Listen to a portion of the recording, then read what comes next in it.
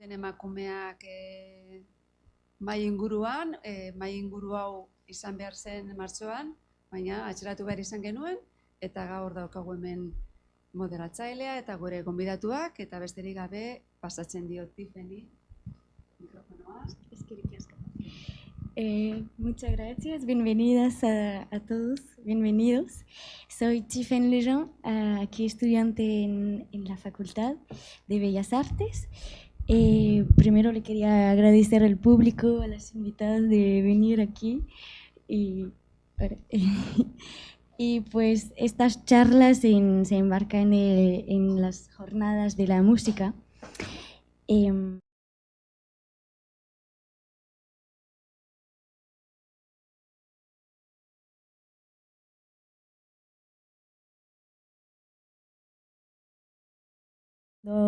Un poco masculino también, y lo mejor es de escuchar a las propias mujeres aquí, y por eso que estoy muy emocionada, muy orgullosa de recibir a estas invitadas increíbles. Y el objetivo de esa mesa redonda aquí en la universidad se da de, pues no solo darse cuenta de las realidades de cómo ser mujer en el ámbito musical, sino también dar un ejemplo, un referente a las estudiantes también, y pensar el futuro también. Así que le voy a primero presentar las invitadas y ir poco a poco preguntando y darle la palabra y el espacio. Entonces tenemos aquí a mi lado a Ayora Rentería, que el cantante del grupo Sea Maíz, que ya llevan muchos años en la escena musical, y te quería preguntar que si viste una evolución como mujer en tu trato y sí, ¿cómo ves estos años en la escena musical? Que sea en el País Vasco, sino también en nivel internacional. Bueno, pues creo que todo es reflejo también de cómo va la sociedad. Sí que ha habido un pequeño cambio, pero es muy, yo creo que es muy parecido a cómo va todo. Que puede parecer que hay cosas muy espectaculares que dices, mira, pues sí que hay muchas más mujeres, se nos ve mucho más o lo que quieras, pero creo que estamos en una situación muy parecida a la que hay en la propia sociedad. No sé, no creo que sea mucho más diferente. Y pues bueno, sí que en 26 años pues han cambiado muchas cosas, pues, pero también nosotros, cada persona también cambia. Quiero decir, yo en 26 años, pues igual al principio tampoco me conocía tanta gente, luego te van conociendo, entonces ya no sabes si te tratan así porque ya te conocen o porque al principio era, ya no sé si era por ser tía o no, pero era pues bueno, pues con el sonido, al hacer las pruebas de sonido o lo que sea, siempre había como que parece que tienes que dar el doble de explicaciones o tus explicaciones no sirven y tienen que escucharlas de al lado. Ahora parece que va cambiando un poco más, pero bueno, yo creo que es eso, que es un poco... Sí que ha habido cambios, pero bueno, pues que todo va como todo en general, que van despacio y bueno, y todavía se sigue viendo, pues bueno, al final está todo controlado, la mayoría está controlada por hombres y realmente si hay mujeres no hay algo que esté hecho simplemente por mujeres y que lo lleven a su manera. Me parece que hay mujeres puestas en puestos que antes lo llevaban hombres y el sistema de llevarlo, por ejemplo, pues en discográficas o lo que sea, creo que en general es muy parecido. Es como una mujer pues haciendo de hombre en un sistema de hombres. Pero bueno, supongo que poco a poco ya iremos también nosotras haciendo nuestras propias llevando nuestras propias ideas y viendo nuestra manera de ver como mujer y como manera de hacer, ¿no? No sé si se me ha entendido algo. Es que he tenido que empezar yo y me cuesta un huevo. No, muchas gracias. Y eso es el objetivo al final de hoy, de pues dar el espacio a mujeres profesionales en la música, y por eso que estamos súper contentos aquí de escucharlas y así es. Después tenemos aquí Inge Conde, que estuvo estudiante en esa facultad, si no me equivoco, hace poco. Y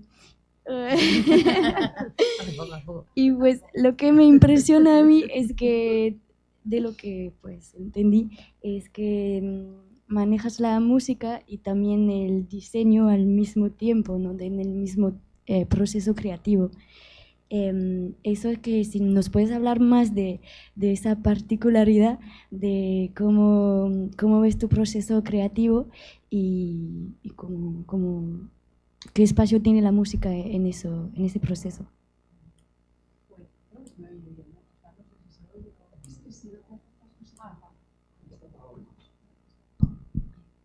Ahora sí. Ahora sí. Pues, bueno, han sido unas cuantas cuestiones. Yo cuando estaba estudiando, bueno, yo acabé primero Bellas Artes y ya me fui a terminar el conservatorio a Iruña. Y en los últimos cursos de composición lo que pasó fue que tenía un profesor que me dejaba bastante libertad a la hora de componer. Entonces descubrí una obra de un compositor polaco que jugaba también con el tema de las grafías en la música, y descubrí a muchos compositores que o interpretaban cuadros o cogían o hacían, eran como artistas multidisciplinares.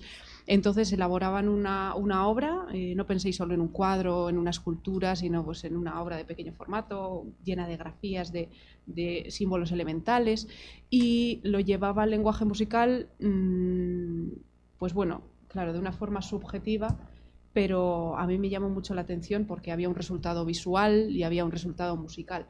Entonces, como me empezó a llamar la atención eso, pues le propuse a mi profesora, además sabía que venía de las Bellas Artes, y empecé a hacer mis pequeñas obras gráficas y a analizarlas, a tomar una serie de decisiones musicales y con el ordenador a componer, y esto como obra personal. Era un poco música experimental, con sintetizadores, metías algún instrumento y me gustaba mucho la idea esa del color, las formas, el resultado musical. Era una partitura, por así decirlo, una partitura gráfica que se podía colgar en la pared si querías y se podía seguir.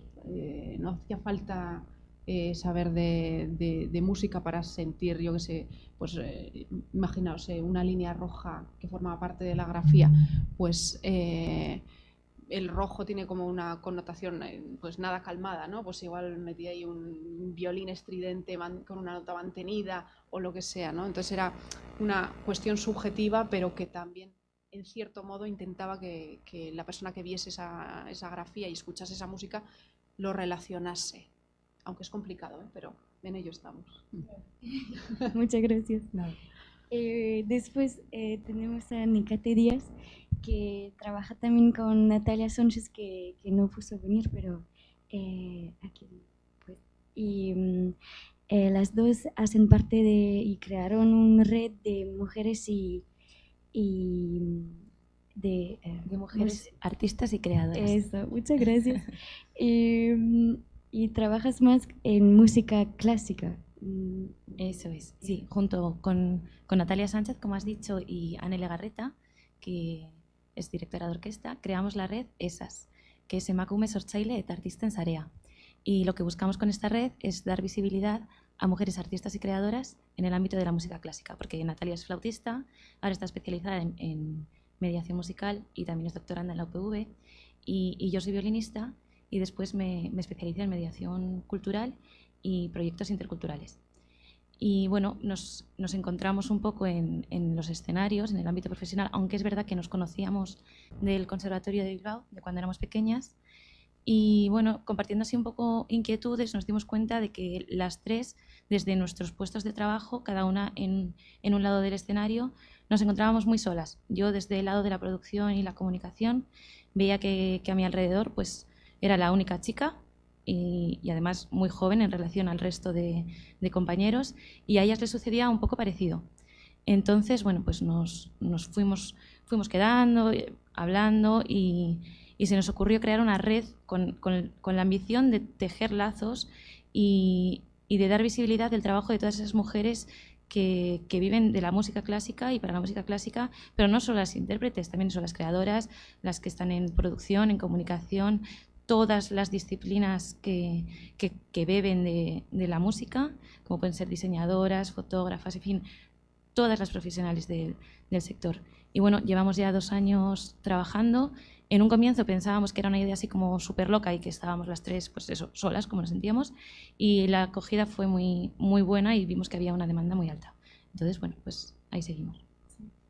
Sí, me parece muy importante este apoyo y pues desarrollar eso de como una hermandad. Y la última, pues, Julia Itzois, de la Chula Potra. Tú eres más en el ámbito del rap musical, y lo que me llamó la atención en tu blog de descripción era que te defines en el ámbito artístico primero como madre de 3 hijos, y eso te quería preguntar de por qué te parece importante presentarlo primero y qué te parece eso. Bueno, si estamos hablando de arte, mayor creación que hacer un hijo o una hija, ¿no? Yo, bueno, cuando lo puse es mujer, madre, vasca, poeta, política. Creo que las personas somos tierra y nos vamos como haciendo en estratos. Y pues mi madre me dio, no sé, un trocito de piedra y ahí sobre eso me he ido creando. Y pues lo primero me creé o me crearon, no tengo ni idea, tampoco me da un poco igual, me creé mujer. Y luego pues siento lo de madre como el siguiente sustrato de esa creación mía como persona. A mí me han cambiado los hijos. Yo quise ser madre, creo que ser madre es un oficio y la que se decide hacerlo debería de tener las 24 horas del día al menos hasta que se hacen, pues hasta que alcanzan por lo menos los 12, 13 años, porque es una obra de arte muy exigente.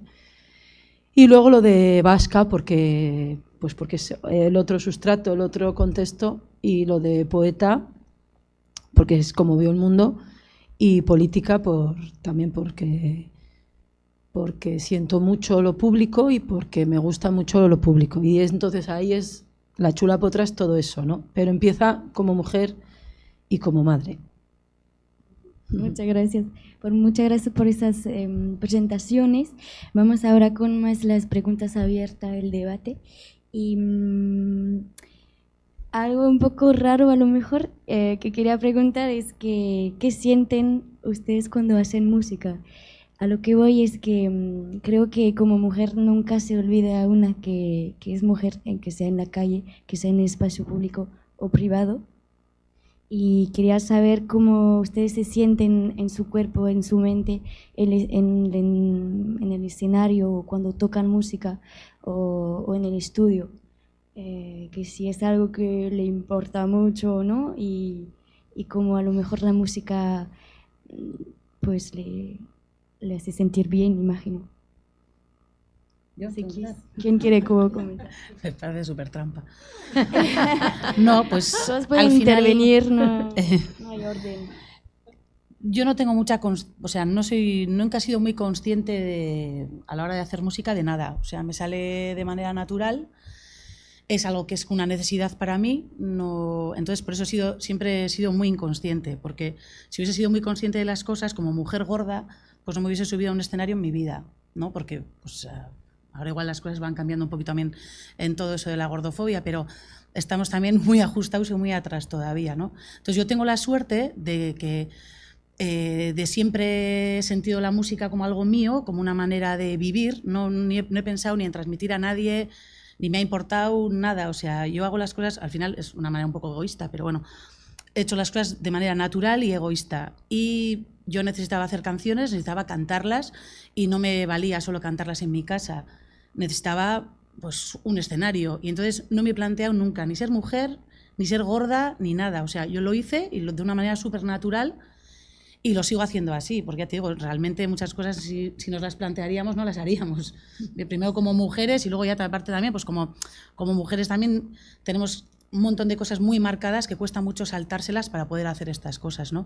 Entonces yo personalmente, la inconsciencia que tengo me ha servido pues para disfrutar realmente de lo que hago, ya sea en casa, ya sea en un escenario, ¿no? Y no sé si es fácil de explicar o no, pero es que nunca me he planteado nada sobre eso. Y eso yo creo que viene también pues, de lo que me han enseñado mis padres. Que mis padres, yo creo, y donde he estudiado, pues nunca he notado ninguna limitación en el sentido de por ser mujer o no serlo. Simplemente yo he tenido una necesidad que ha sido crear y cantar y lo he hecho. Entonces yo he tenido ese privilegio, no todo el mundo tiene ese privilegio, que yo le llamo inconsciencia también, ¿eh? Pero entonces yo lo he disfrutado y lo sigo y lo disfruto, pero eso, porque tampoco me he planteado nada. No sé si vosotros os habéis planteado muchas cosas, que muchas veces si te planteas demasiadas cosas, pues igual no haces. No lo sé. Yo siguiendo un poco como tu pensamiento, es verdad que yo me inicié en la música también de manera muy inconsciente. O sea, yo venía de un entorno no musical y desde pequeña pues mis padres me apuntaron a natación, a música, empecé con el piano, luego el violín y lo hacía completamente de manera inconsciente y disfrutaba de ello además. Y no, o sea, ni me lo cuestionaba y disfrutaba del escenario y de hecho mis profesores comentaban que me crecía cuando tocaba frente al público y de pronto en un momento dado me empecé a sentir súper juzgada, muy examinada y lo que para mí era una pasión se convirtió como en mi peor pesadilla. Creo que todo eso además derivó en que yo pasara de un lado del escenario al otro, que bueno, ha sido un transcurso, no es algo que me genere mal dentro, de hecho me siento mucho más a gusto en el otro lado, pero en ocasiones también me sigo sintiendo observada en el escenario. O sea, siento que por el hecho de ser mujer, no sé si es que somos nosotras mismas las que nos imponemos una perfección y es como siempre un poco el síndrome de la impostora. No sé si en todo momento estoy como al 100% siendo yo o sintiéndome observada. Esa es un poco mi sensación en el escenario a ambos lados. Pero sí que es verdad que en un inicio, inconscientemente, yo ni me lo planteaba. Ya. Sí, yo un poquito igual. En el inicio entré en el conservatorio y no me planteé nada. Simplemente que me gustaba la música y que quería estudiar eso y que para mí yo no concebía otra cosa. Bueno, luego ya vine aquí, pero fueron dos, el tema del arte, el tema de la música, eran cosas, concretamente la guitarra, cuando empecé en el conservatorio, eran cosas que yo tenía muy claro que quería hacer y que quería estudiar y por ahí quería tirar. Y bueno, pues a diferencia un poco de lo que habéis comentado, sí sentía esa necesidad de expresarme musicalmente, pero digamos el trastorno que me llegaron a ocasionar los escenarios con la guitarra, vamos, fue tremendo, porque a mí me encantaba tocar, me encantaba ensayar en mi casa, me encantaban las canciones que tocaba, o sea, las obras que tocaba, pero luego en el escenario yo lo veía siempre como, también por mi forma de ser, un poco por examen, estoy haciendo bien la técnica, dedo 4, dedo 3, el arrastre, y todo se convertía en técnica y no había un disfrute. Entonces también me llamaba mucho la teoría musical y tiré por ahí, no solo por los escenarios, sino porque me gustaba mucho toda la teoría, la armonía y los análisis y todo eso. Y hice composición que quizá va más acorde a mi carácter de sentarme a pensar, a escribir, como en la intimidad. Eso es escogido, o eso creo. Y luego cuando llegó la ocasión, un poco por sorpresa, por accidente, de dirigir coros, que fue a través de un amigo mío que me animó mucho y de hecho él me consiguió la entrevista para el primer coro que aún hoy dirijo, yo fui, me presenté, pero a sabiendas de que si me cogían, que por una parte me hacía ilusión y por otra me daba pavor, iba a tener que volverme a subir a escenarios. Y no era una cosa que quería evitar, pero si la podía alargar más, ¿no? Y la verdad que no tiene nada que ver. Para mí, no sé si porque pasaron años desde que tocando la guitarra estaba en los escenarios, a cuando ya, pues digamos, fui directora. Y también es cierta una cosa, que es que yo tenía muy claro que quería aprender dirección, pero no quería meterme otra vez hacer la carrera, porque eso como que me adoctrinaba mucho, no sé, ya os digo, yo creo que es por mi forma de ser o que, no sé, o porque era más nerviosa que ahora y tal, y tenía claro que iba a ser 100% de disfrute, y de hecho hoy salgo al escenario y no me planteo nada, me da igual, o sea, he llegado a un punto que me da igual, que quiero hacer las cosas bien, tengo ese compromiso, pero que me da igual, o sea, no es como con la guitarra. Y yo he venido aquí por mí a disfrutar, a llevar este coro y que disfruten ellos también. Ese es el objetivo. Yo reflexionando sobre esto, creo que una cosa importante es que yo empecé con 40 años. Entonces yo creo que eso a mí me ha mediatizado mucho la vivencia totalmente. Además fue como una cosa, no la busqué, yo nunca sentí de pequeña, cuando veo a la gente que tiene vocación, yo nunca la tuve, yo nunca tuve estudios y de repente me vi que me gustaba, ¿no? Y que los del barrio me decían, no, sube, rapéatelo, esa letra que has escrito. Y fue como un empujón. Y cuando subí la primera vez al escenario con mis 40 años en el Euskal Jai, en el difunto Euskal Jai, yo dije, esto es la hostia. Y como tenía mi experiencia, me di cuenta que es que se me generaban unas drogas naturales, unas endorfinas que no las encuentras más que ahí, en lo público, ¿no? Y bueno, yo siempre voy a rapear serena, no, ni bebo, ni fumo, ni me meto nada. Me maravilla la gente que lo hace antes, porque me parece que, digo, ¿cómo pueden? Porque sí que me genera... Altas capacidades. Ya, a mí me maravillan y no se les seca la boca ni nada, sí. No sé. Eso sí. Y a mí me pone muy nerviosa, me siento muy comprometida con el público. Ya puede ser que voy a estar delante de 20 como delante de 100, porque tampoco es que tenga gran público, ¿no? Pero me genera, pues, me genera mucho cuando me pagan, sobre todo, ¿no? Dices, joder, te van a dar un dinero, pues tienes que hacer ahí lo tuyo, ¿no? Y entonces eso, pues yo creo que es importante haberlo vivido ya desde los 40 años. Lo que más me cuesta, yo creo, de todo es el estudio, el momento de grabar, porque es el momento milimétrico que hay que...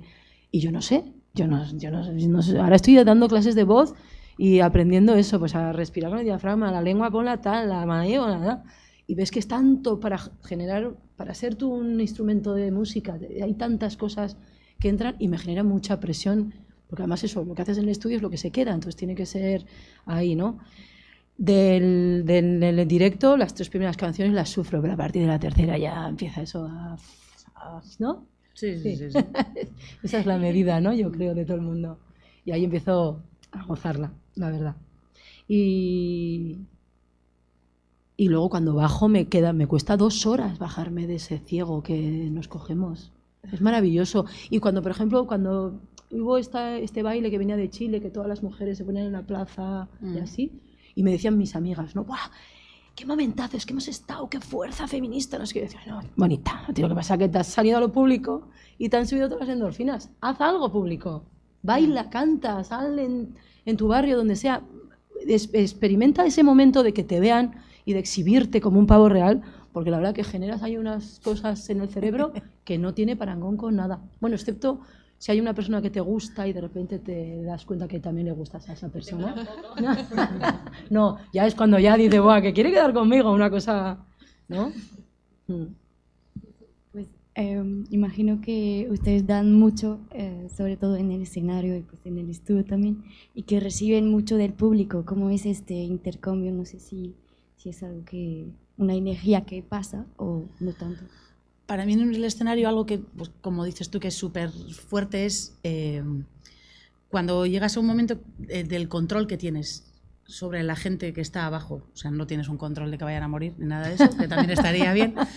Pero realmente sí que cuando estás haciendo, por ejemplo, música, ves que puedes generar diferentes sentimientos a la gente, ¿no? Entonces hay momentos que tienes una sensación de control muy potente y puedes dirigir lo que estás viendo, y eso es una sensación de poder muy grande.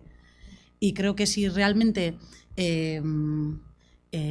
os animarais o te animarais a la vuelta, que no tiene por qué, porque al final la clásica también es muy muy diferente, ya sabemos la estructura y cómo funciona. Yo también la he sufrido de pequeña y ya sé lo que es, las audiciones esas delante de gente, el sufrimiento y los exámenes de mierda, pero, o sea, realmente en un escenario yo creo que sí que te puedes empoderar muchísimo, ¿no? Por esa sensación de control que tienes en ciertas situaciones, de decir, esto lo estoy generando yo con estos aquí y la peña está abajo viéndolo y viviéndolo, ¿no? Entonces creo que eso es muy interesante.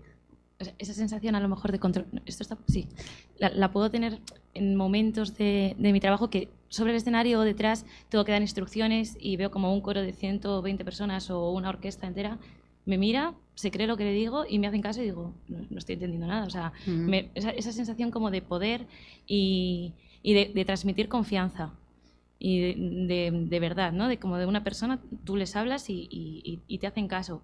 Eso sí que lo siento desde el escenario, pero tampoco he hecho para nada en falta esas endorfinas de las que tú hablas. O sea, yo ahora pues lo percibo de otras De otra maneras. manera, sí, sí, Sí. sí.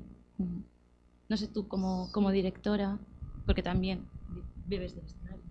Yo tengo esa droguita tan buena, tan buena. También cuando se estrena una obra no estoy en el escenario, luego sales a saludar o lo que sea, pero estando abajo y es ese momento en el que escuchas que lo que has escrito en el ámbito privado, además muy privado, adquiere vida y lo puedes oír, se materializa, ¿no?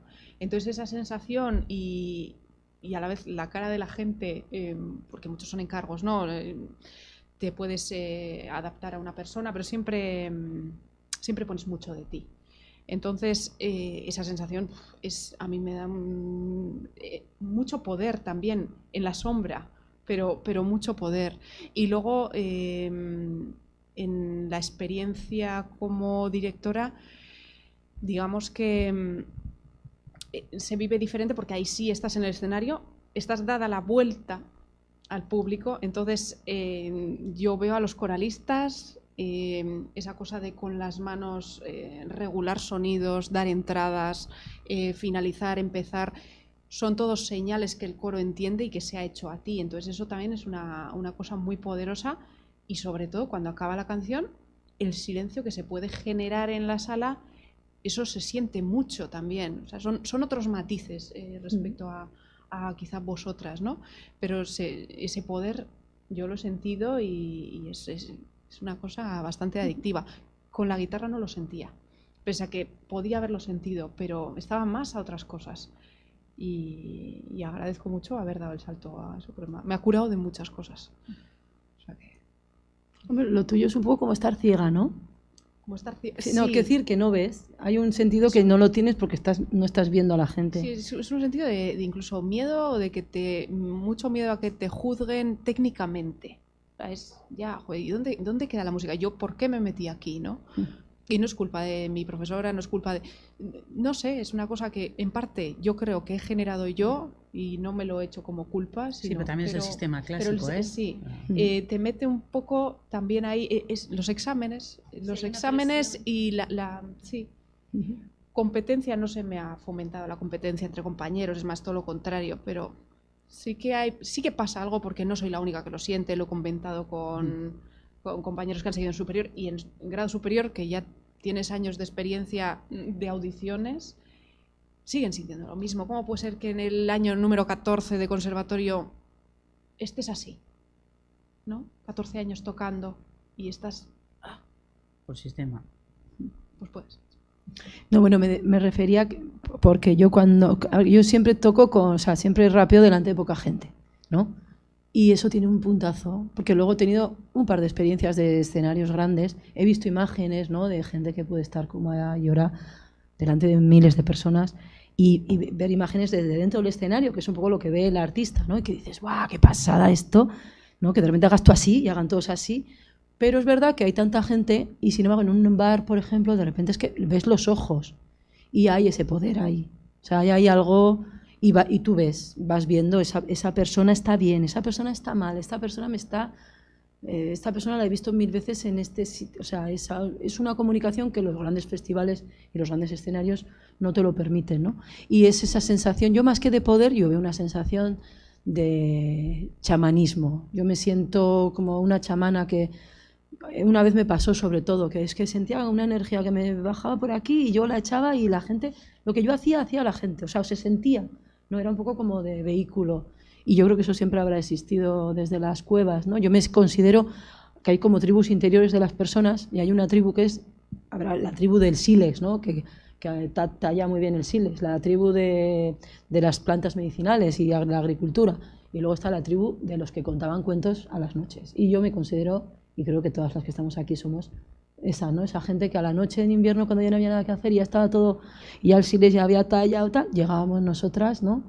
Y hacíamos que pues, divertíamos, entreteníamos, emocionábamos a la cueva. Y sigue siendo lo mismo. Y o sea, yo lo siento como algo, es una energía, y hay gente que canta muy bien, que no la tiene, y hay gente que canta muy mal y la tiene. No es una cosa que tiene que ver con tus capacidades ni nada. Creo que es más como con una capacidad de que te abres a algo que existe, el kundalini o no sé qué, y dejas que te pase. Dejas que te pase, no sé si se llama carisma o no sé cómo se llama. Es una cosa... Y es súper guapo, la verdad. Y luego yo flipo un poco cuando te viene la gente, ¡guau, es que eres súper guay! Yo digo, yo soy una zorra maldita, lo que pasa es que no me conoces, pero me alegro mucho que este momento hayas estado tan a gusto conmigo. Por eso está guay haber empezado de vieja, porque digo, igual si eres muy joven estas cosas te pueden, si no tienes la cabeza muy bien amueblada, te pueden desequilibrar la personalidad y acabar en el club de los 27, por ejemplo. Es súper interesante y sí, para mí también la música lo veo como una manera de comunicar y transmitir muchísimas cosas. Algo como francesa que me sorprendió mucho aquí es de cuando fui a ver conciertos en euskera, sentí una onda diferente que sea en los cantantes que cantan y también cómo lo reciben el público. Y sé que ustedes algunos cantan en euskera y les quería preguntar qué sientes cuando cantas en euskera y castellano, o si sientes algo diferente o no tanto, más en esa comunicación. En realidad me siento mucho más cómoda cantando en euskera de siempre. Bueno, yo cuando empezaba a hacer canciones, empecé a hacerlas en inglés, pues por la costumbre de siempre he escuchado mucha más música en inglés o lo que sea, era música en inglés y música en euskera. Y luego al final pues me di cuenta que en inglés no podía contar lo que quería contar porque realmente no controlaba el idioma como para expresarme y contar las cosas que quería contar. Y entonces me pasé al euskera y es donde me encontré. Realmente para mí el euskera o cualquier idioma es un instrumento para hacer música, ¿no? Es para hacer melodías y tiene que entrar. El euskera es muy melódico. Me parece un idioma súper fácil para cantar y muy agradecido. El castellano, por ejemplo, me cuesta bastante. Si canto en colaboraciones, yo no escribo en castellano, o sea, las cosas que he escrito en castellano, si he escrito alguna vez, han sido siempre de choteo. Entonces, igual que podría hacer una banda, pero cantaría gilipolleces, porque no sé realmente expresarme seriamente en castellano, eso me sale en euskera. ¿Por qué? Bueno, pues es mi lengua materna también, ¿no? Y es con la que me siento cómoda y con la que sé expresar. Que sea especial, o sea, yo creo que es un idioma muy musical y entonces es muy válido para lo que es para cantarlo, ¿no? Creo que a muchos hablan de que es un idioma como muy fuerte o lo que sea, o sea, yo creo que para cantar y para la música es un idioma súper musical y disfrutón. Pero ya eso es una cosa de cada uno, no sé, y lo que sepa y lo que no sepa. Entonces, yo es donde me encuentro cómoda y eso, pues castellano canto canciones que no son mías, porque pues en castellano os juro que hago de choteo, no sé hacerlo de otra manera. Entonces ese es mi caso, no sé. Sí, Julia, tienes un... Sí, bueno, yo soy euskaldun berri, empecé a aprender euskera con 19 años, puedo hablar perfectamente con cualquier euskaldun, desde Vizcaya hasta Iparralde, entendiendo más o menos, pero claro, estoy muy limitada. A mí siempre me dicen en mis conciertos que lo que más mola es lo que pasa entre canción y canción, porque es cuando yo me expreso, y claro, me expreso en castellano. Entonces yo creo que las canciones que tengo 3, me parece, no tengo más. En euskera es más como una apuesta un poco política, decir, bueno, voy a hacer un poquito pues desde mi parte, un poco de... Bueno, y también algún tema que es que, por ejemplo, tengo una que es Amagurea, ¿no? Madre Nuestra, pues que me salía en euskera, tenía que ser en euskera, no que era como una oración a Mari, pues no le voy a orar a Mari en castellano, me parecía, ¿no? Y entonces, pues yo siempre, o sea, el castellano es mi lengua materna, es con la que mejor me comunico, pero tengo una canción que se la dedico a Zubieta, que es donde aprendí a hablar euskera. Y el año pasado en fiestas, vamos todos los años una semana y nos volvimos el primer día de fiestas. Y en la noche, que ya estaban todos los de fiestas, pues tengo una canción que es Mugitu Ipurdien Joareak, ¿no? Que es pues eso, ¿no?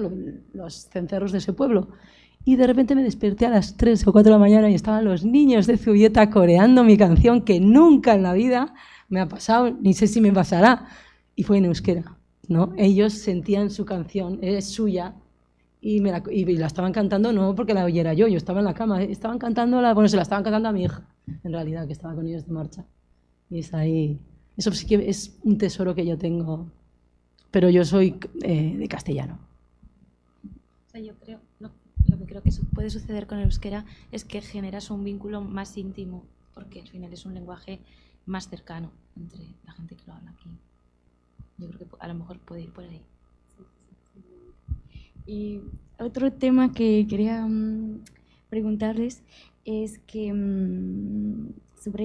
más sobre la industria musical, el ámbito profesional musical, que escuché un comentario que me afectó mucho, que una artista francesa se llama Duchesse Bleu, que duró unos 10 años en el ámbito teatral y cambió su carrera artística en la música, y que dijo que sentí mucho más presión y discriminación machista siendo en el ámbito musical que en otros ámbitos artísticos. Y quería preguntarle si la música es más machista que en otros ámbitos y de por qué. No sé si sabe. No conozco el caso, pero yo creo que realmente es, como decía yo, era un reflejo de la sociedad. Entonces, en mi ámbito, que es el de la música clásica, bueno, pues es que es arcaico, es tradicional. Pero bueno, eso no quiere decir que tenga que estar reñido con la evolución ni los cambios sociales. Pero claro, si el primer día del año encendemos la tele y vemos el concierto de Año Nuevo y la estampa, pues es la que vemos todos, con un director y en prácticamente la totalidad de la orquesta formada por hombres, pues bueno, es que una imagen vale más que 1000 palabras. Pero sí es verdad que yo no siento como esos machismos en el ámbito laboral en sí, porque bueno, el público es mayoritariamente femenino. Sobre el escenario está más o menos, digamos que un 30-70 en el ámbito de la orquesta, en minoría de las mujeres. Y detrás del escenario lo que yo más achaco es que está muy jerarquizado. Entonces todos los cargos de poder o casi todos están ocupados por hombres. Y luego en la orquesta, lo que venía comentando, sí que es verdad que está muy segregado por especialidades. Entonces, bueno, pues yo tocaba el violín porque, no sé, me llamó la atención ese instrumento, y es verdad que a lo mejor veía chicas tocando el violín y no veía ninguna tocando la tuba. Entonces ahora, en el momento de crear una orquesta formada por mujeres, tenemos realmente problemas de encontrar ciertas instrumentistas, a lo mejor pues eso, en la percusión, en el viento metal, en instrumentos que, bueno, pues que están asociados a los hombres sin ningún motivo realmente, porque una mujer puede perfectamente tocar la tuba, o sea, es grande, pero puede con ella, físicamente, fisiológicamente puede hacerlo. Entonces, bueno, mi percepción es un poco esa, no es que sea un machismo ultraimpuesto, pero que todos tenemos muy asimilado, ¿no?, ciertas costumbres. Yo vuelvo al conservatorio, como siempre, aburriros un poco más, que es lo que más, donde más años he pasado. A mí, en lo que me ha podido afectar es en cuanto a en el ámbito compositivo, que ya per se en Iruña, cuando estudié, no había mucha gente estudiando composición, y mayoritariamente, bueno, sí, menos yo. Y luego en lo que es mi año, sí, chicos, y algún año... Sí, no, mayoritariamente estudiaban chicos, y lo que os digo que me afectó fue la falta de referentes femeninos, porque al final se sigue perpetuando en la enseñanza de conservatorios a los grandes, ¿no?, que está muy bien, hay mucho que aprender de ellos, pero hasta hace poco no se hablaba ni del borrado de mujeres, o sea, simplemente no había. Luego ya se empezó a hablar de... ostras, que ha habido un borrado de mujeres importante, muy importante. ¿Por qué? Porque ha habido muchas compositoras destacadas que al final no lograron florecer porque el padre les relegaba al ámbito privado. Ya sabemos que el ámbito privado es de las mujeres, el ámbito público es de los hombres. Entonces se les fomentaba a ellos, a ese hijo que nacía con dotes musicales, la hija también las tenía iguales, pero ella llegaba a una edad que ella tenía que casarse o no lo veían como profesión para ella. Entonces a mí me faltan referentes que luego, cuando he acabado el conservatorio, he buscado, porque también quiero tener, ¿no? Y es que al final necesitamos sentirnos identificados con lo que vemos en ese campo que queremos estudiar, al que queremos dedicarnos, si es que los vamos a estudiar. Necesitamos sentirnos identificados con algo que sea de nosotros, en este caso, de encontrar también alguna mujer, ¿no? en el ámbito compositivo, en el ámbito de la dirección, y bueno, pues eso puede ser. Siguiendo con estos referentes de la clásica, es verdad que nosotros tratamos de sacarlos a la luz y colaborar con otros estilos, pues más folclore, como hemos hecho conciertos con Neomac o pop rock, o sea, diversificar un poco. Y hablando de esos referentes y de compañeros en el conservatorio, o sea, yo en ocasiones me he hecho la pregunta de que, bueno, si éramos casi todo niñas cuando empezamos, según íbamos avanzando, iban un poco cayéndose, pero bueno, seguíamos, y después de esos 14 años de música, luego yo me pregunto, ¿dónde están mis compañeras? ¿Dónde se han quedado? Y luego otro tema también, que también pues, a la hora de generar conciencia, ¿no? O tomar conciencia de lo que puede pasar, es como, yo digo que soy músico, para mí la música es lo que suena. O sea, ¿por qué hay esa supremacía del lenguaje masculino? Es algo que tenemos súper arraigado. Entonces, bueno, son cuestiones que es muy estructural, entonces hay que tambalear un poco esas bases, hacer un poco así y empezar a pensar y plantearse las preguntas, ¿no? Que ni tan siquiera eso. El problema es que tampoco ni las hemos planteado. En Bertsolaritza también, por ejemplo, en las escuelas, ahora ya creo que también está cambiando, pero en las bertsoescolas hay muchísimas más mujeres de las que luego acaban. Llega a cierta edad, pues es cuando llegamos ya a la pubertad, que es cuando te empiezas a... Cuando te tienes que plantear, tienes que dar el salto, por ejemplo, con un bertsolari, tienes que ir a un escenario a hacer las estas, bueno, ni me sale. O bueno, tienes que hacer conciertos o lo que sea. Pues ese paso en la pubertad y en la situación, en la sociedad que vivimos hoy en día, pues no es tan diferente a la que había antes y le relegaban en casa. Pues al final todavía eso lo estamos sufriendo y lo llevamos. Sí que cada vez se va viendo más y cada vez habrá más referentes de todo, pero por ahora pues llegamos a la pubertad y estás ahí y tienes que salir y tienes que ponerte delante de la gente y mira ahora cómo estamos, todo con... O sea, no eres ni tú en el móvil, ¿no? Con tanto, yo que nos hemos hecho un TikTok del grupo y abro el TikTok y es que me paso el día haciéndome fotos con filtros y me conozco perfectamente y sé quién soy. Digo, no soy esa. Pero tú imagínate si eres una persona joven, eres eso en un momento y luego te tienes que poner tú, quién eres tú, que no eres tú, porque tú no eres... Y te tienes que poner en un escenario delante de gente con 14 años cuando tienes la cabeza que tienes una hostia muy grande. Entonces, claro... Pues es lo que nos pasa. Todavía somos juzgadas mucho, o sea, tenemos mucha más presión de la gente, entonces es normal que nos salgamos. Y claro, ¿qué nos ayudan? Referentes. Pero ¿qué vas a obligar a gente que haga algo para ser un referente? Eso tampoco es normal y tampoco es bueno, porque no sale de manera natural. Claro, es que a veces estas cosas quedan un poco como forzadas, ¿no? Un claro, poco impuesta y ponemos aquí a esta mujer porque tiene que haber. Eso es que... y eso da... Pero claro, si lo piensas fríamente es que igual tiene que ser así, porque es que si no, no hay, y entonces la gente no tira. Pues lo que tenemos que hacer es abrir y decir, bueno, pues música y poder enseñar que hay de todo y que cualquiera somos capaces de hacer cualquier cosa, como dices tú, pues eso, tocar la tuba o tocar lo que haga falta, ¿no? Porque muchas veces no va a haber referentes, igual tenemos que ir construyéndolos o enseñar a que tampoco tienes que tener la presión de ser un referente, que eso también es una presión que te llevas en una mochila de hostia, tengo que hacer esto y además tengo que ser un referente. Pues no, yo voy a hacer lo que yo necesito, que es hacer música, lo voy a hacer de esta manera. Si soy referente, pues de puta madre. Hablo muy mal, ¿eh?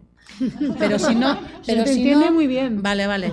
Pues si no soy un referente no pasa nada, porque es que además nos cogemos esas mochilas. Porque claro, es que no puede ser una persona que canta y ya bien. está. Tienes que cantar bien, y además referente. ¿Por qué? Porque viene un montón de gente. Entonces cuidado de las mochilas que nos cogemos también. O sea, las cosas las tenemos que hacer de corazón. Y yo creo que así podemos ir cambiándolo. Que es una otra vez. Que es una mierda, porque al final pues ves que va lento, es que va súper lento. Va súper lento. Y entonces, claro, al final nos ponemos un poco ansiosos con esto, pero es que va muy lento y da mucha rabia. Pero, pues eso, tenemos que ser parte de ello e intentar, más que nada, pues en esa época, de esos 14, 15 años, intentar darle la vuelta a todas esas personas que están pasando por ello y que puedan tirar por una parte, pues eso, a seguir tocando un instrumento, a seguir componiendo, a seguir rapeando y a seguir, yo qué sé, haciendo lo que les dé la gana, ¿no? Yo creo que ese es el momento crítico más que nada mucho de las mujeres, ¿Y qué es eso? Lo que dices tú, es el momento que nos tenemos que poner encima de un escenario, ¿no? Cuando te sientes ahí como un quiz, te esconderías todos los días y resulta que te están pidiendo ponerte delante de todo el mundo ahí. Entonces hay que estar bien hecho. Entonces igual tenemos que ayudarnos a estar bien hechas para poder superar eso y poder tirar para adelante, porque es muy complicado. Muy complicado. Hombre, yo veo la industria más que machista, yo la veo capitalista, ¿no? Y luego veo la sociedad machista. Pero tampoco machista, a ver, durante muchos tiempos hemos estado las mujeres en lo privado y los hombres en lo público, pero yo creo que no le damos la importancia a la maternidad, ¿no? Muchas carreras públicas se han muerto con la maternidad, porque es una exigencia.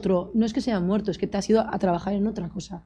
Y eso, a lo largo de los siglos y tal, pues ha ido creando ya no solo una sociedad, incluso una manera de ser. Entonces yo me doy cuenta, por ejemplo, uno de los mayores mochilas que tenemos las mujeres es el perfeccionismo, que yo a los tíos no se los veo. O sea, cualquier pingo puede salir, hacer 4 versos mal hechos y los colegas le corean. Pero sin embargo una tía para salir a hacerse una letra tiene que estar muy currada y todo. Y eso pasa, yo creo que en general en todas las cosas públicas a las que yo estaba en una radio libre y era eso, había 1000 programas de tíos haciéndolo chorradas y los que había de tías eran de mucha calidad, porque la que salía era que... Es que no vale con ser bueno, tienes que ser No, muy tienes bueno. que ser, o sea, tienes que no sentirte, tienes que demostrar.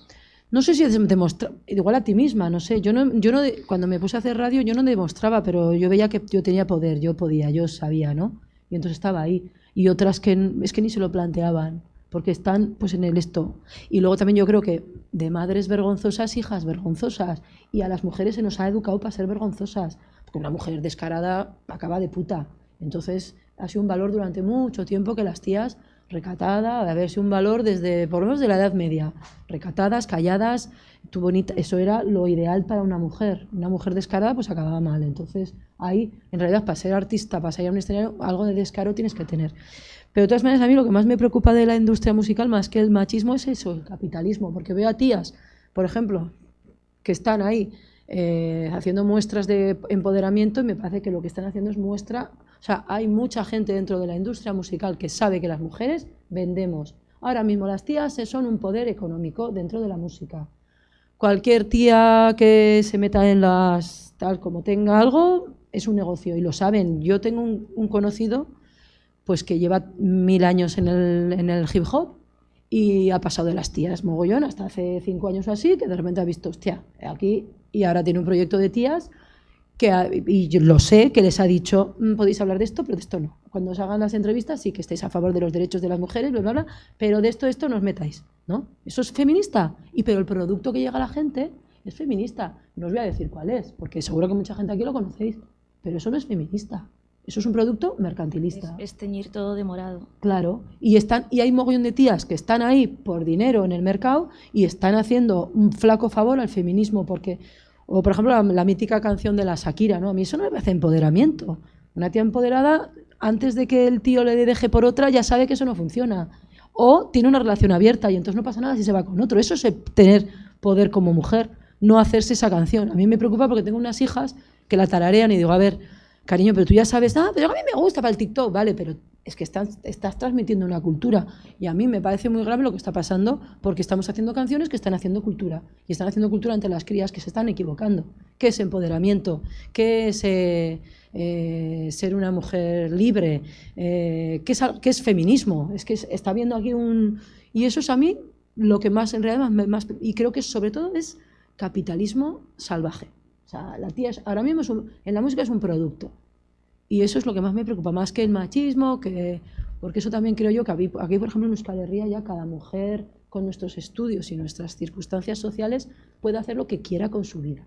No hablo de mujeres que no tienen estudios, o no tienen dinero, que no tienen apoyo de unos padres, pero en realidad todas las que estamos aquí yo creo que podemos hacer lo que queramos, ¿no? Entonces hay muchas que en realidad no están haciendo lo que quieren, pero que si quisieran lo harían, ¿no? Pero se está generando, y además yo creo que va en contra de las tías, ¿no, yo? Pues muchas gracias. Como han dicho, la industria musical es hecha por un marco hechos por hombres. Y yo estaba pensando que será una industria hechas por mujeres.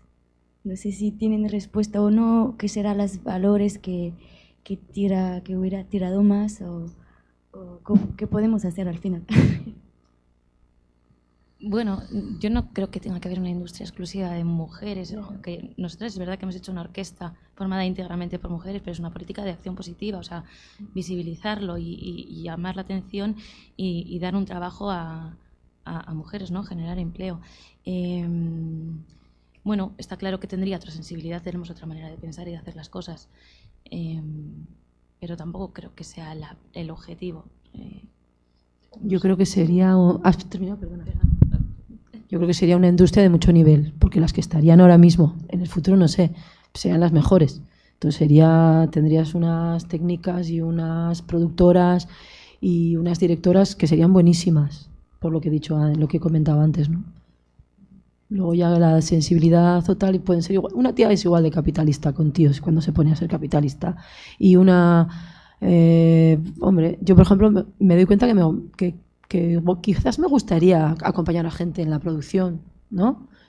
Y entonces sí que tendría mucho en cuenta quizás o sea, a mí no me gustaría ver a un artista que estoy intentando que saque su producto, hacerle llorar, ¿no?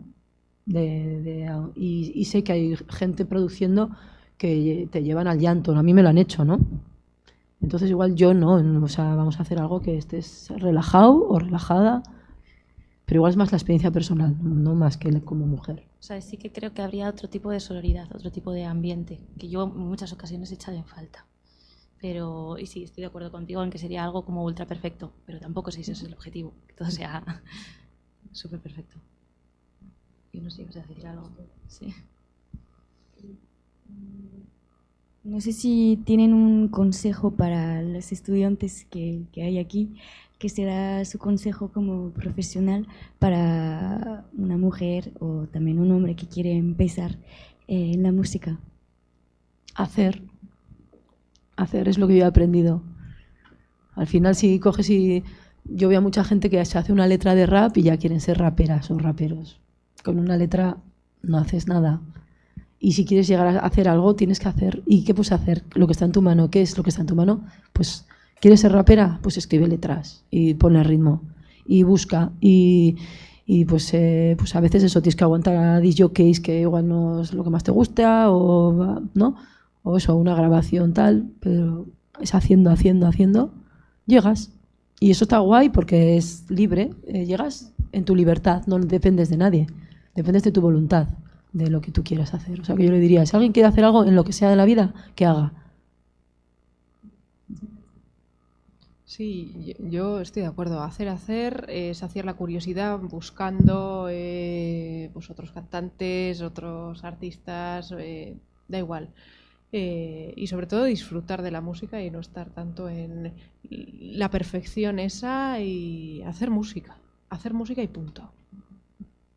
Sí, también estoy en la misma línea. Yo creo que el punto de partida está creer en las capacidades de una misma, no tener limitaciones preconcebidas y que, bueno, pues para las mujeres jóvenes el mensaje así como pues un poco especial es que joven serás durante un tiempo y mujer serás siempre.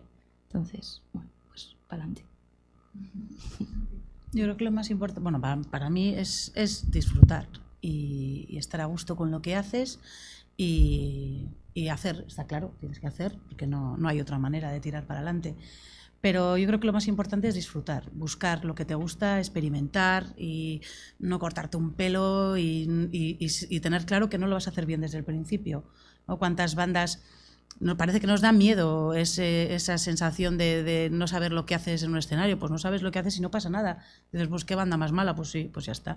Más adelante será mejor, ¿no? Es quitarnos todas esas cosas y realmente ser muy conscientes. Si tú estás disfrutando con tu banda o tú como solista y ya está, pues disfrutar y buscar cosas que te satisfagan. Porque yo creo que desde ese egoísmo, yo creo que pueden salir cosas muy, muy interesantes de cara al futuro, ¿no? De esa búsqueda de tu espacio y de cómo quieres expresarte y cómo quieres contar las cosas.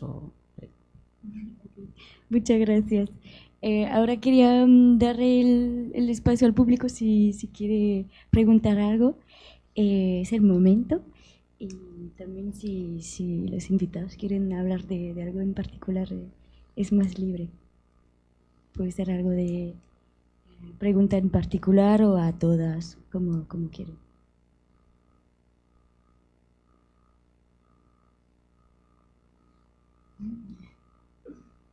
Ahora es cuando se les ha puesto la cara de susto a ellos en vez de a nosotras. Ha quedado todo claro.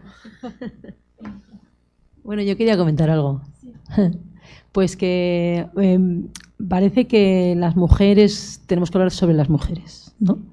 Y pues yo me niego. Yo no hablo... Eso me recuerda cuando estaba en la Guzki, que los de la Comisión de Euskera se quejaban de que solamente las noticias de euskera solo aparecían en euskera. Y entonces no se enteraban más que los que sabían euskera, que eran los que más conscientes eran del problema. Pues es un poco eso, ¿no? Que parece que las mujeres tenemos que hablar de los problemas de las mujeres o de los deseos de las mujeres.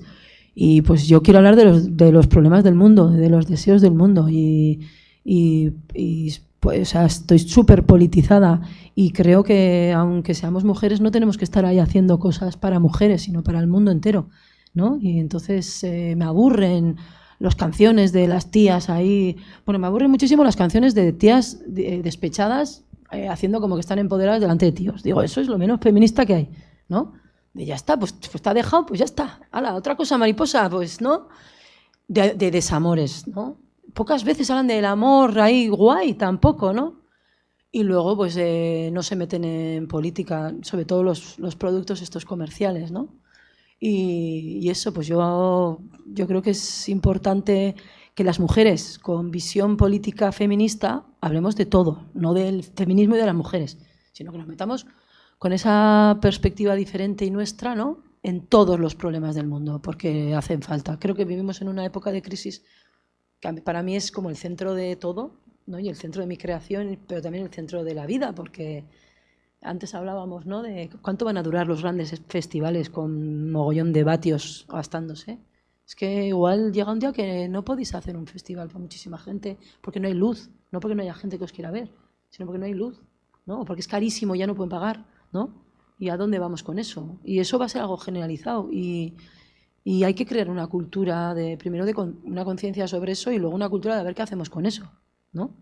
Y entonces pues veo a las tías todo el rato dando vueltas a los temas de las tías, que ni siquiera son los temas de las tías, porque son los temas con los tíos, ¿no? Y digo, ya basta, ya basta. Quiero a mujeres pues decrecentistas y revolucionadas y hablando del futuro y encima hablando de un futuro creyéndoselo en positivo, con potencia, ¿no? Porque haremos el mundo que queramos. Creo que tenemos un micrófono y, joder, que es importante. No digo que se metan en política, ¿no? Pero bueno, todo es político cuando es público. Pero no sé, ¿no? Por ejemplo, una orquesta. Pues a mí el concierto de Año Nuevo la verdad que me da igual, ¿no? Pero un concierto del decrecimiento, un concierto por la tierra, ¿no? Yo qué sé, pues cosas que van despertando a la gente y, ¿no? Mujeres, ¿no? Diciendo, oye, ¿qué está pasando con la tierra desde la música clásica? Pues me parece que es súper necesario ese tipo de ejercicios, ¿no? Y lo quería aquí compartir con vosotros, a ver si os contamino. No, contaminadas no. Pero por algo se tiene que empezar. Sí. Y bueno, yo quiero agradecer al público de hoy, porque mayoritariamente son chicos. Y es verdad que nosotras esto ya no lo sabemos, pero el ejercicio es también más dirigido a vosotros, porque pues no sois tan conscientes, ¿no?, como podemos ser nosotras de esta problemática. Y además, aprovechando este contexto académico, quiero animar a los estudiantes de la UPV a que realmente investiguen sobre ello. Nosotras desde la asociación lo estamos haciendo porque queremos que haya datos objetivos, que no suene todo a un discurso victimista y llorando. No, realmente hablar con los datos sobre la mesa. Y nada, eso es mi aportación final. Teníamos solo una pregunta que si has visto un cambio o como qué quieres qué ambición tienen con la asociación de la red entre mujeres de creativas. Bueno, la verdad que esto nació un poco así como accidental, hablando, no era nada buscado. Y la verdad es que muchas veces hemos dicho que es que no deberíamos existir, o sea, que esta reivindicación no debería hacerse. Entonces, bueno, nosotras seguiremos trabajando y sacando a la luz trabajo de creadoras y de artistas el tiempo que sea necesario, que haya esa demanda, que las salas nos sigan pidiendo consejo, que tengamos trabajos que sacar a la luz hasta que haya realmente una igualdad. Cuando eso sea real, ya no tendremos nada más que hacer. ¿Y cuántas os habéis juntado? O sea, porque empezasteis las 3 Y sí, más sí. o menos. Pues ahora, bueno, tenemos como colaboradores alrededor de 120. Joder, Sí. un segundo. O sea, seguimos las 3 ahí en el pico Sí, y sí, sí, pero pala. quiero decir que al final que, Sí, que entonces, habéis abierto algo, que habéis llegado a un número muy interesante. sí, ¿eh? y eso refleja un poco esa necesidad, porque nos podíamos haber quedado las 3 solas. Ya, Mm. pues son- Es que ricasco. Qué guay que salga bien, ¿no? Sí, sí, no nos podemos quejar, estamos contentas. Sí. Ok, pues muchísimas gracias, Casco. Creo que vamos a cerrar la mesa redonda ahora. Aparte, si tiene una pregunta en el público, ya está. Sí.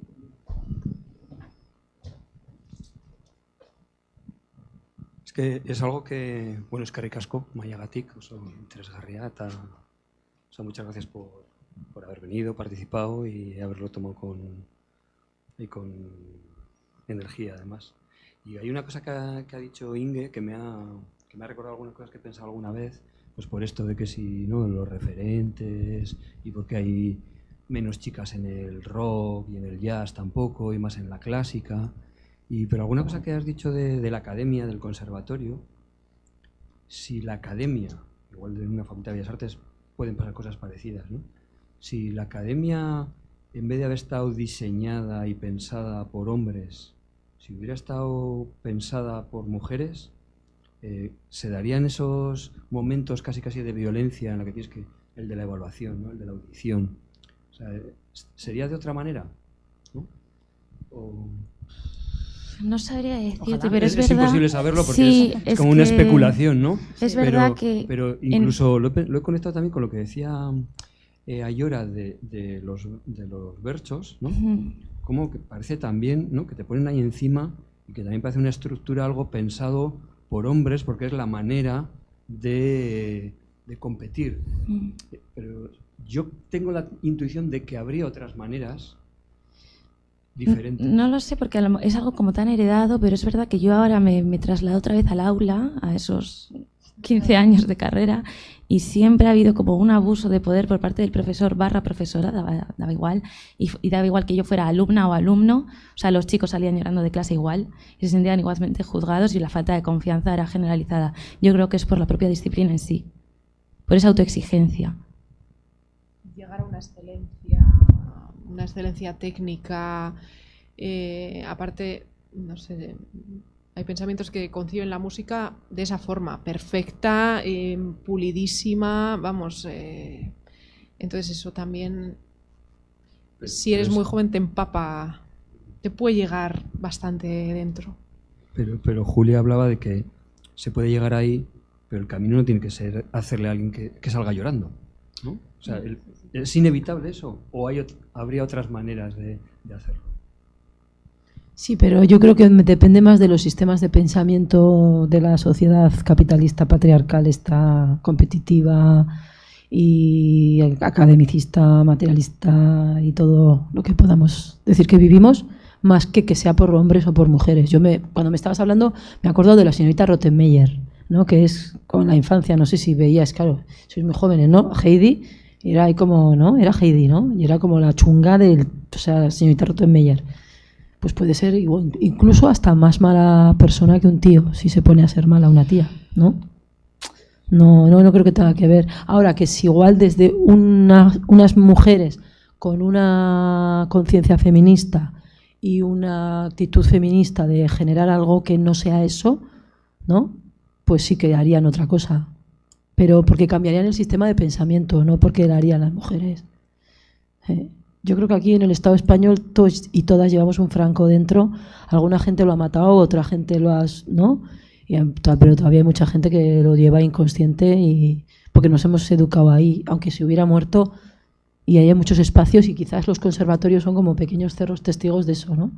De ese tipo de educación. Sí que quiero dejar claro que hay profesores de toda clase, obviamente, que parece que nos han matado a todos ahí dentro, pero sí que creo que hay un componente profesor / profesora, de frustración que se vuelca en el alumno porque igual yo sé que ciertos docentes en el fondo no se conformaban con ser docentes. Quiero decir, ellos querían ser intérpretes y por la razón que sea, eso no ha sucedido. Entonces, me he tenido que dedicar a la docencia. No, pues eso ocurre también de padres / madres a hijos. De yo no he podido llegar a esto. Y yo creo que también hay un componente de lo que yo no he podido hacer y encima sale de la peor manera posible. Y eso... Bueno, es verdad que ahora está cambiando un poco, pero yo cuando entré en Musikene concretamente a todos nos educaban para ser solistas. A ver, la realidad es que, o sea, solista hay uno. Claro, es que no. O sea, y las plazas son limitadas, pero es que no es posible. Ha ido cambiando, ahora hay otra visión, la gente, también hay mediación, hay otros perfiles que viven de la música y luego además está la docencia, que es un mundo apasionante y es que el buen profesor es que le nace ser profesor, no es un solista frustrado. Entonces ahí hay como muchas mochilas, muchos traumas intrínsecos de, claro, pues el alumno inmaduro pues los bebe todos y luego pues no tiene cómo tragarlos. Ahora que estabas hablando, se me ha venido a la cabeza que es que, claro, aquí también cuando se hace música es algo muy... O sea, de repente hay un concierto de música clásica que contrata un ayuntamiento, tal, o hay unas fiestas del pueblo que contratan a un grupo de rock, o hay, ¿no? Yo me acuerdo que estuve en Cuba y en todos los pueblos había una casa de la trova y en todas las tardes había gente tocando, o sea... Y entonces yo creo que en otro tipo de sociedad también, que la música estuviera muchísimo más metida dentro de la vida normal, o sea, de que, por ejemplo, todas las tardes el que supiera tocar, tocara, como pasaba en el confinamiento, ¿no? Pues sería otra vivencia, claro, pero los educan para conciertos. Bueno, yo creo que Euskal Herria es bastante musical. O sea, aquí dos se juntan tomando unos chiquitos y se ponen a cantar. Entonces, yo creo que somos bastante musicales en Bilbao y en Vizcaya y Euskadi. Tampoco nos podemos quejar, por lo menos nosotras. Hay 2 orquestas sinfónicas profesionales y hay una programación periódica. Los lunes tienes música de cámara en Euskalduna, los jueves y los viernes también. Los miércoles viene la Orquesta Euskadi. Tienes Abao, que vale, no es para todos los bolsillos, pero bueno, tiene sus programas para jóvenes. O sea, creo que institucionalmente estamos muy amparados. Evidentemente, todo se puede mejorar. Y que el acceso de la ciudadanía a esos escenarios también tiene mucho trabajo por delante. Pero, y nosotras, por ejemplo, no es por seguir así tirando flores, pero bueno, hemos hecho 2 ciclos de entrada libre en Bilbo Rock, un escenario atípico en una zona que no consume música clásica habitualmente ni frecuenta ese tipo de salas. Entonces, bueno, yo creo que ahí estamos, o sea, trabajando, y evidentemente los resultados no son para mañana y menos en el sector cultural. Entonces, bueno, pues poco a poco, ahí vamos. Bueno, pues muchísimas gracias a todas, muchísimas gracias también por el público y a los organizadores de estas jornadas de la música y de hacer otra vez aún el problemita de huelgas. Y pues así vamos a cerrar la conferencia ahora y pues muchísimas gracias. Bueno, es que ricasco.